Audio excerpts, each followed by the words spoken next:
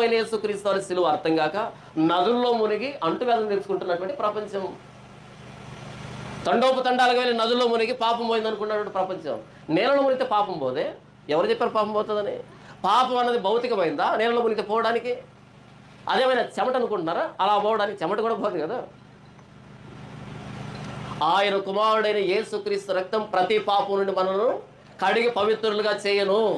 ఇప్పటికీ జ్ఞానులకు అర్థం కాని మాట ఇది. ప్రపంచ మత వ్యవస్థకు అర్థం కాని విషయం ఏంటంటే యేసు ప్రభు సిలువ మన పాప క్షమాపణ. పాపాలు క్షమించబడే ఏకైక చోటు ప్రభు యేసుక్రీస్తు సిలువ. అదే జ్ఞానులు ఆలోచించి ప్రవేశపెట్టినటువంటి నైతిక సూత్రాలు ఉన్నాయే, ఇవి మనిషిని సంస్కరించలేకపోయాయి.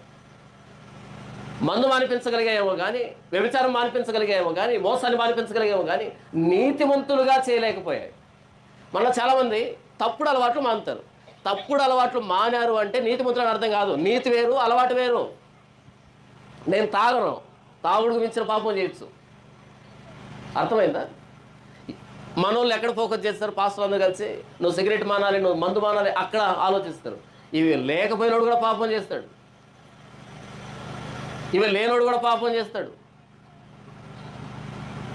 నేనేం చెప్తున్నాను అంటే యేసు ప్రభు ఎందుకు సిలువలో ప్రాణం పెట్టాల్సి వస్తుందంటే మన పాపాలు క్షమించడానికి, ఉచితంగా నీతిమంతులుగా పరిశుద్ధంగా చేయడానికి.